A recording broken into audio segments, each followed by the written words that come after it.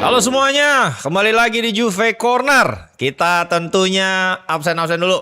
Kalian dari Juventus, Juventini kota mana saja ya. Bergabung di kolom komentar. Kemarin udah banyak nih gue lihat, banyak sekali dari berbagai macam daerah. Dan tentunya diawali dari absen gue, Juventini Payakumbuh. Nice dream. Itu dia. Dan masih dalam rangka untuk membangun channel fans Juventus ini yang gue namai Juve Corner, kawan-kawan. Kita akan melihat di sini kalau gue itu bukan sebagai jurnalis tapi murni sebagai fans. Gue membahas apa aja update terkini tentang Juventus, seputar Juventus, transfer, kemudian juga pastinya semua breaking news dan juga beef yang terjadi belakangan. Ini seru banget karena Juve lagi sedang dalam fase beef ya, atau konfrontasi dengan AS Roma pasca tikungan yang dilakukan oleh Frederick Massara untuk transfer Zeki Celik, kawan-kawan. Dan ini berujung kepada banyak sekali tentunya aksi dan reaksi yang membuat hubungan antara kedua tim ini semakin memanas. Itu dia ya. Jadi sekali lagi gue ingetin di channel ini, jangan melihat gue sebagai jurnalis tapi murni sebagai fanboy, kawan-kawan, oke? Dan kita bahas dulu yang sedang panas, itu adalah perseteruan antara Juventus dan Roma pasca tikungan-tikungan ya yang terjadi satu hari yang lalu. Tidak hanya Celik, kali ini Juventus juga tengah berupaya untuk membajak Pellegrini ya, yang memang sekarang statusnya adalah free agent. Jadi sebenarnya nggak bisa dibilang membajak juga guys ya, sama seperti Celik. Karena kontraknya emang officially udah habis. Ini mirip kayak statusnya Dusan Vlahovic di Juventus. Per 30 Juni emang udah habis kontraknya. Jadi siapapun bisa beli. Cuman yang agak sedikit menjadi kontroversi ya karena itu kemarin. Karena Celik yang udah ditungguin kontraknya oleh Gasperini gak dikirim, dokumennya tinggal ditandatangan dan dikirim balik. Ternyata dia nggak bilang kalau dia lagi tes medis di Juventus gitu. Itu yang membuat sedikit panas. Dan ini juga yang tengah diupayakan oleh Massara yang melihat Pellegrini sebagai opportunity in the market ya.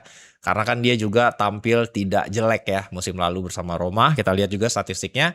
Ini bersama Roma musim kemarin di seluruh kompetisi mencetak 7 gol dan 4 assist dengan average rating kurang lebih 7,03. Musim terbaik dari Lorenzo Pellegrini itu ada di 2021-2022 di mana dia mencetak total 14 gol dan 7 assist. Kurang lebih gitu. Bersama Mourinho dia cukup flourish pada saat dilatih oleh The Special One, dan ketika sekarang berada di Roma dia mulai mereinventing posisinya sebagai nomor 10. Posisi yang emang dicari oleh Juventus ya, suksesor atau pemain yang bisa mengisi dalam jangka panjang. Idealnya awalnya itu adalah sosok yang dikira adalah Brahim Diaz, dicoba usahakan oleh Carnevali, tapi apalah daya Brahim Diaz lebih memilih untuk bertahan di Real Madrid karena dari parameter investment pun sepertinya di luar jangkauan. Jadi Pellegrini merepresentasikan opportunity in the market, free, tersedia secara gratis, kemudian juga dari track record dia punya relationship dengan Spalletti, jadi bisa mengisi posisi itu, bisa di nomor 8 juga, cukup fleksibel. Dan tentu ini jika berhasil di pull off lagi oleh Massara merupakan big blow kedua dan upaya balas dendamnya terhadap Gasperini, di mana dia emang disingkirkan di Roma karena kehadiran sosok Gasperini yang tidak happy dengan bagaimana Massara beroperasi dan mencoba memperkuat skuad tidak sesuai dengan tentunya guideline dari Gasperini, kawan-kawan ya. Dan kalau ini kejadian, menurut gua merepresentasikan skills dari Massara ya, yang emang bisa dibilang cukup oke dalam menegosiasi dan menavigasi opportunity in the market. Kenapa? Karena dari berbagai multiple source yang beredar di Italia, preferensi dari Pellegrini sebenarnya untuk bertahan di Roma. Jadi meskipun upaya persuasi dilakukan oleh Ricky Massara, namun hati dari Pellegrini sebenarnya masih di Roma nih. Jadi ini semua tentang timing menurut gua. Kapan harus menyerang, kapan harus memberikan extra benefit untuk komisi agen ya, untuk sang pemain, signing on fee-nya berapa, tuh kaitannya ada di sini nih. Dan dirasa persaingan untuk menawarkan package yang lebih baik tengah berlangsung, dan kita lihat nanti apakah Gasperini bisa tetap membujuk ya Pellegrini untuk kembali ke Roma. Kalau gue sih berharap, I think it's a very good signing menurut gue ya. Menurut gue Pellegrini akan menjadi signing yang bagus. Mirip-mirip dulu ya, kita banyak banget lah ngambil pemain dengan low cost operations, contohnya Federico Peluso. Menurut gua very reliable dulu. Atau misalnya bracketnya transfer-transfer kayak Manuele Blasi gitu dulu ya. Nah, yang kayak gini nih gitu. Atau misalnya Simone Padoin gitu. Reliable, udah lu pasti dapat 7 dari dia. Setiap kali dia dipanggil masuk starting 11, you would get 7 out of 10 dari pemain-pemain model kayak gini. Dan gua rasa harusnya Juventus punya semua ingredients untuk bisa meyakinkan Pellegrini untuk pindah ya. Dan rasa sakit hati itu dari Roma itu juga coba untuk dibalas dengan mencoba merusak plan dari Massara dan juga Carnevali untuk mendatangkan Franck Kessié secara free. Jadi sebenarnya ini justru Franck Kessié yang menawarkan diri ke Juventus. Bahkan dia bilang dia percaya kalau dia bisa menjadi signing yang baik buat Juventus. Permasalahannya kenapa ini belum tuntas juga kawan-kawan, karena memang ini Juve harus jual dulu. Karena pramusim kita udah dimulai kemarin, main lawan Basel, FC Basel itu kan uji coba. Di situ Spalletti itu memberikan kesempatan lagi untuk Douglas Luiz untuk bisa membuktikan dirinya, dan menurut gua itu fair. Itu fair banget gitu. Kenapa? Karena dia investasi yang mahal gitu. Kemudian kita punya banyak banget surplus requirements atau fringe player di tengah. Masih ada Tuncup Miners, masih ada Douglas Luiz, masih ada Fabio Miretti gitu. Masih ada di situ Manuel Locatelli dan juga pastinya Kefren Turam. Nah, permasalahannya yang akhirnya dikorbankan dan dijual ya dari multiple source di Italia, Gazzetta, Calciomercato, Tuttosport, itu adalah Kefren Turam yang akhirnya masuk daftar jual. Padahal menurut gue nggak masuk akal. Padahal kondisinya tuh Turam lagi cedera lutut guys. Jadi definitely dia akan miss out the entire preseason. Jadi agak lebih susah menjual pemain yang dalam kondisi cedera gitu. Jadi menurut gue ini nggak sedikit masuk akal. Terus yang kedua adalah I think he's the best midfielder that we have last season.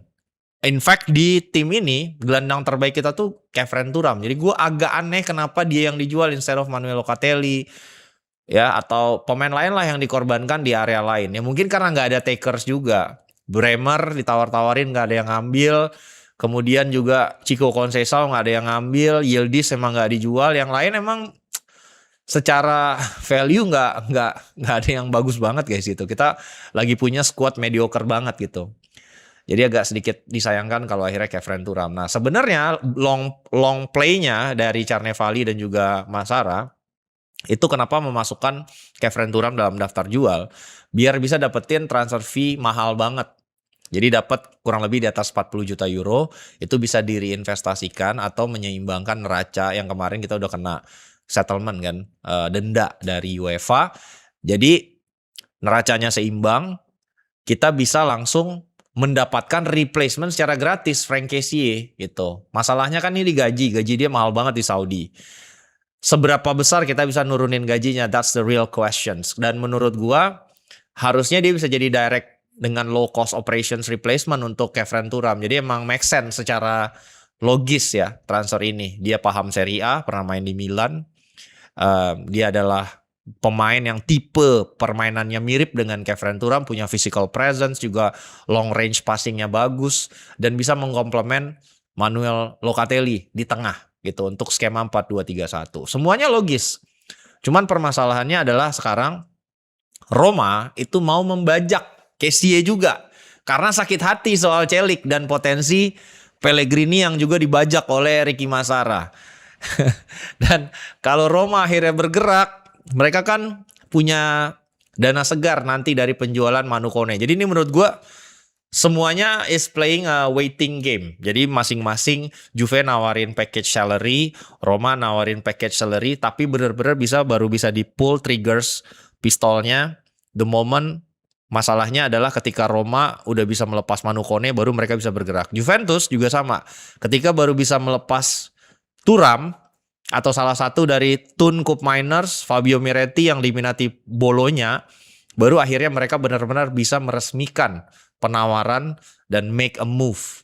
Jadi ini siapa duluan nih guys ya, yang bisa segera bergerak. Dan feeling gua Roma dalam posisi lebih bagus. Kenapa? Karena banyak yang mau Manu Kone, Liverpool, kemudian ada Chelsea, kemudian ada Man United, ya, ada Arsenal juga tertarik sama Manu Kone. Sementara kalau Kefren Turam nggak ada peminatnya.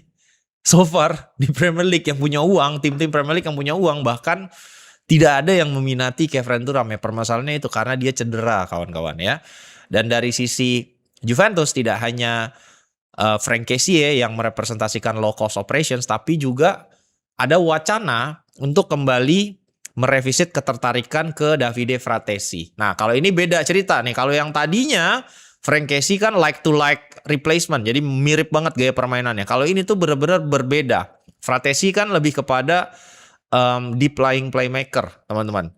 Jadi ini sesuatu yang memang diminta secara khusus oleh Spalletti, kan ada beberapa pemain yang dia butuh untuk menjadi metronom. Preferensi nomor 1 adalah Lobotka. Lobotka akhirnya nggak bisa karena tawaran ide barter sama Federico Gatti ditolak oleh Napoli. Mendingan nungguin sisa kontraknya setahun aja terus akhirnya dapat gratis. Tapi kalau butuh sekarang kayak musim lalu nggak ada deep lying playmaker karena Manuel Locatelli bukanlah pemain yang dirasa bisa mengisi role itu. Juventus kembali bergerak untuk Fratesi tapi harus jual dulu Kefren Turam. Harganya kan udah jelas. Harganya 30 juta euro Fratesi. Kemahalan nggak? Menurut gue sih enggak. Di market sekarang sih untuk gelandang enggak. Karena dia udah nolak banyak tim guys. Dia nolak Nottingham Forest, dia nolak Besiktas, dia nolak Galatasaray. Fratesi itu nggak mau pindah ke tim-tim mediocre. Jadi Juventus adalah real opportunity. Apalagi yang sekarang CEO-nya Carnevali yang dulu merupakan BFF-nya dia di Sassuolo gitu kan. Jadi sebenarnya ini kemungkinan ada banget gitu. Kalau Juve bisa melepas Kefren Turam, which menurut gue ya, kalau gue harus milih antara Fratesi atau Kefren Turam, gue all day long gue milih Kefren Turam gitu. All day long.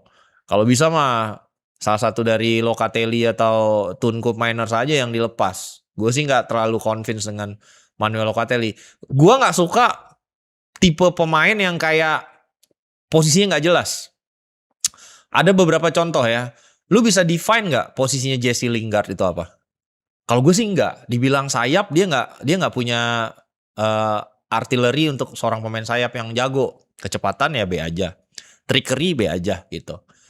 Apakah dia attacking midfield? Enggak. Attacking midfield tuh harus punya visi dan juga element of surprise. Kayak misalnya Totti gitu nomor 10 atau let's say Jude Bellingham atau misalnya sekarang kalau dulu tuh ada Ronaldinho nomor 10 gitu.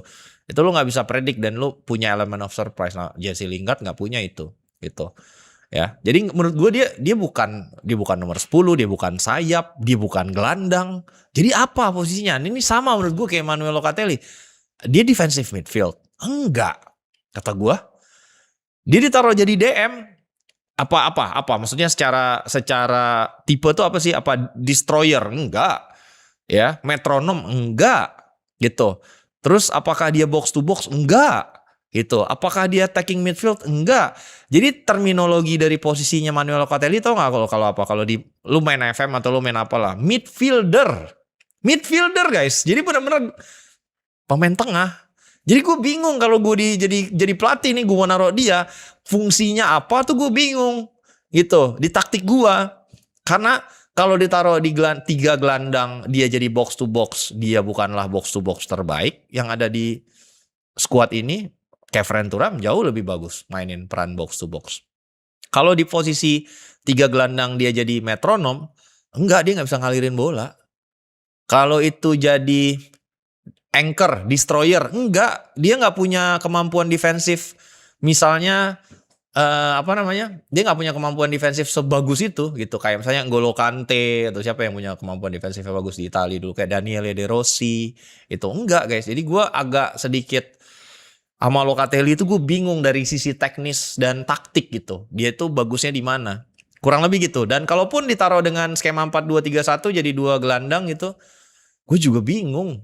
Dia mengkomplement siapa, ditaruh sama Douglas Luiz nggak cocok, ditaruh sama Tune Koopmeiners bener-bener terekspos secara defensif, ditaruh sama Kevin Thuram agak mendingan itu. Jadi bener-bener tergantung. Jadi kalau Kevin Thuramnya dijual, gue sih rada sanksi ya, Locatelli bakal main bagus ya gitu musim depan gitu. Apalagi kalau ditaruhnya sama Fratesi. Wah, lebih berarti dia yang jadi gelandang bertahan ya guys. Berat, menurut gue pribadi berat gitu ya. Dan ada juga ketertarikan Galatasaray ke Gleison Bremer. Nah, ini satu lagi nih, salah satu aset yang coba buat dilepas oleh Juventus. Satu, gajinya gede guys. Bremer nih gajinya gede. Dan dia punya riwayat cedera udah lumayan panjang. Betul, pertahanan Juventus bermain lebih baik dengan dia, tapi dia adalah merepresentasikan opsi selain Kevin Thuram yang bisa dijual sedikit dengan harga tinggi. Tapi so far lagi-lagi cuman ada rumor ketertarikan, tapi nggak ada benar-benar berlanjut kepada penawaran resmi. Sebelumnya kan dipantau oleh Bayern Munich gitu. Tapi nggak jadi official bid. Nah sekarang beberapa interest datang dari Turki, dan kita semua tahu buat ngejual pemain Serie A terutama dari Juventus ke Turki itu berat banget.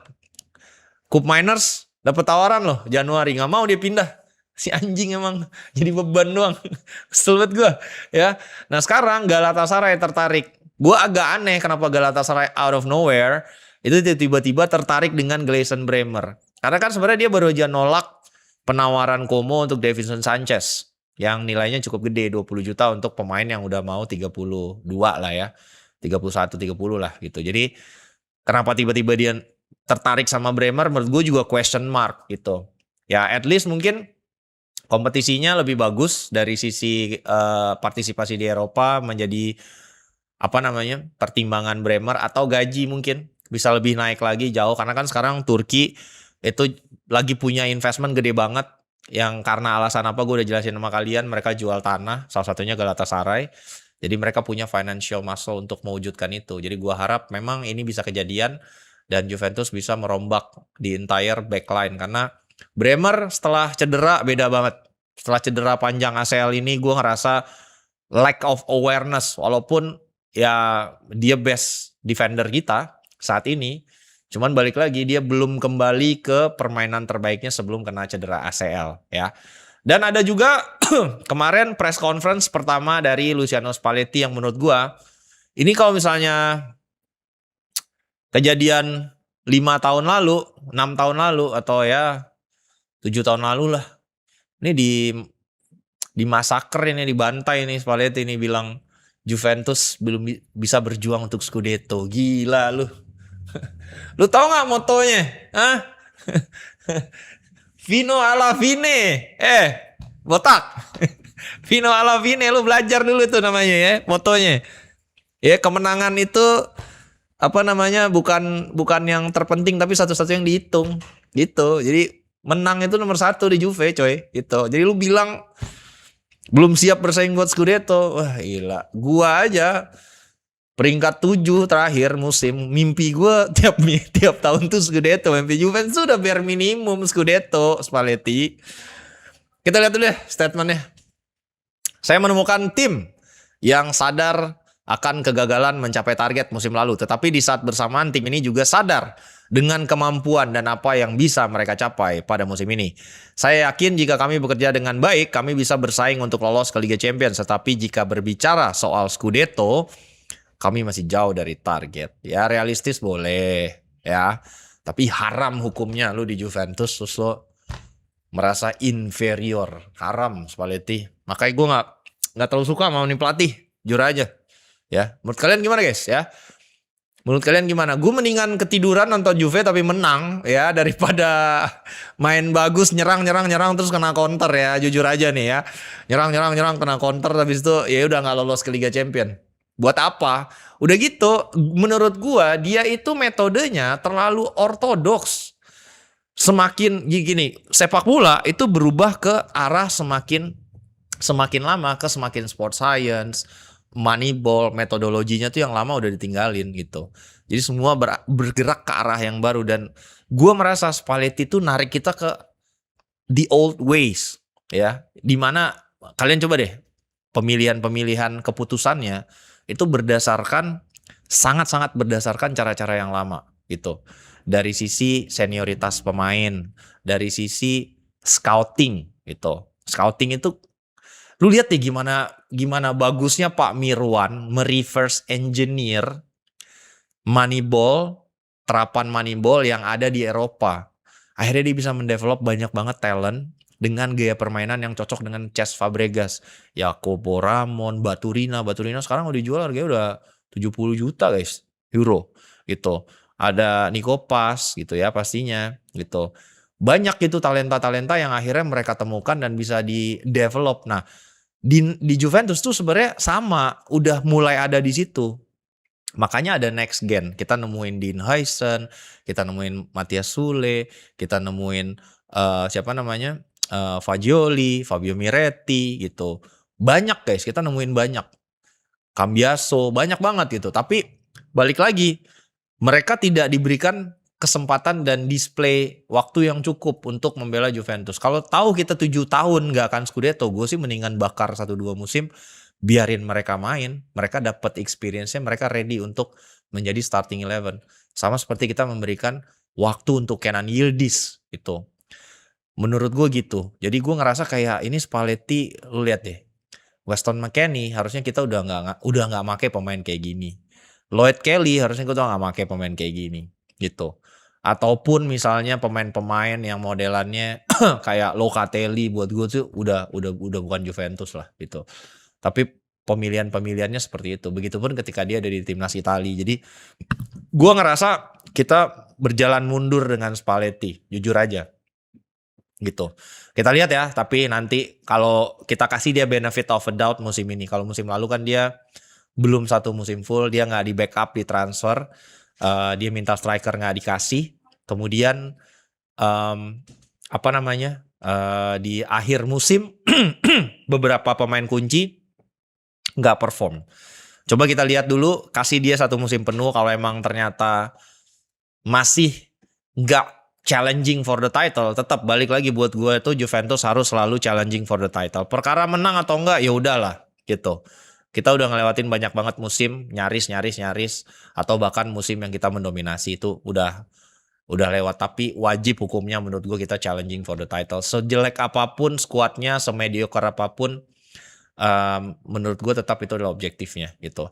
Dan salah satu hal yang emang dia tekankan adalah preferensi dia buat posisi striker. Dia itu emang sangat-sangat mengode gitu. Kalau dia gue pengennya striker gue tuh Dusan Vlahovic. Itu juga yang dia infoin kemarin di press conference. Jadi perkara yang deadline guys, yang gue bilang kemarin, Besiktas ngasih deadline, terus nggak ada ternyata tawaran buat Vlahovic ya dari tim-tim Premier League.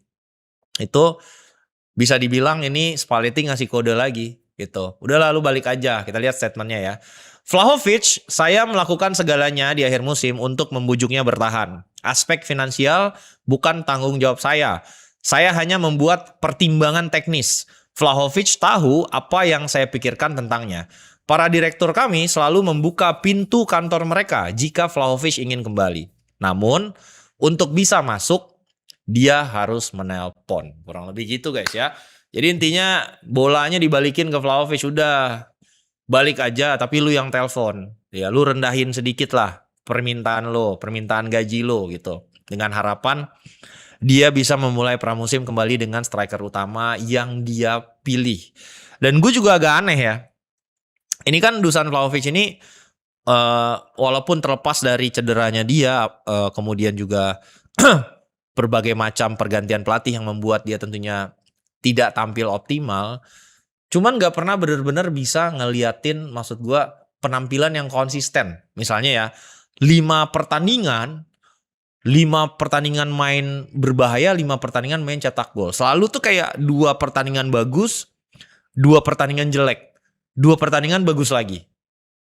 Selalu seperti itu. Makanya gue agak sedikit skeptis dengan upaya buat membuka pintu dia balik lagi ke Juventus gitu. Karena menurut gue ya investmentnya gak worth it. Dan dia bukanlah tipe pemain yang cukup konsisten untuk bisa mencetak 20-25 gol semusim ya.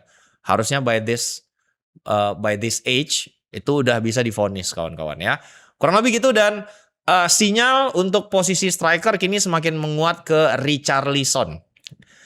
Dari berbagai multiple source, Gazeta, Calciomercato, kemudian juga ada Tuttosport, itu mengindikasikan kalau dengan stallmate-nya atau buntunya negosiasi Kolo Muani dan juga Carnevali bersama PSG, kemudian juga Dusan Vlahovic yang preferensinya adalah menunggu sampai jendela ditutup. Kalau benar-benar nggak ada tim yang minati, baru dia akan nelpon Juventus untuk short term deal. Mungkin nawarin kontrak setahun, nggak apa-apa dibayarnya lebih sedikit gitu. Jadi masih akan sampai ke penghujung jendela ya, kurang lebih gitu. Nah, realisasi sekarang ada di Juventus adalah untuk mencoba all out ke Richarlison yang kontraknya menyisakan 1 tahun lagi, jadi bisa tersedia dengan harga yang cukup terjangkau. Harganya cuma 30 juta euro, dipatok oleh Tottenham Hotspur. Pastinya di angka yang sudah ditawarkan oleh Carnevali untuk Kolo Muani. Nah, sekarang pertanyaannya apakah are we willing to go for Richarlison itu? Apakah dia benar-benar bisa jadi sosok striker utama Juventus musim ini? Salah satu faktornya lagi adalah gaji guys. Gajinya murah banget, cuma 3 juta euro per musim. Cuman permasalahannya Richarlison ini itu kan nggak pernah benar-benar tampil bagus konsisten sepanjang musim selain dia ketika musim terakhirnya di Everton. Itu. Yang sempat bahkan dia diincar oleh Barcelona dengan penampilannya. Pasca dari situ dia banyak cedera.